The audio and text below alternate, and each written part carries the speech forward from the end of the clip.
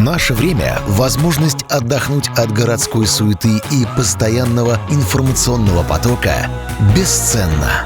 Отель «Риксос Алматы» и горнолыжный курорт «Шимбулак» предлагают устроить для себя яркие и активные зимние выходные, не выезжая из города.